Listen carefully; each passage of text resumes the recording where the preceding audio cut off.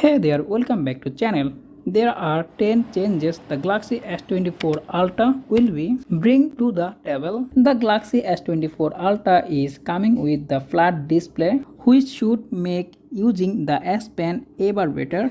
But if you are a fan of those curved display, you might not to be happy for these changes. Or another cool thing about going with a flat screen, some can now maybe the bezel the same size on all sides, just look like that, and they are also look similar to iPhone 15 Pro and Pro Max like that. Other big changes, the S24 Ultra come with titanium frame, is more strong, durable and lightweight. Next, the Galaxy S24 Ultra come with 2 RAM variant, 12GB and 16GB of RAM.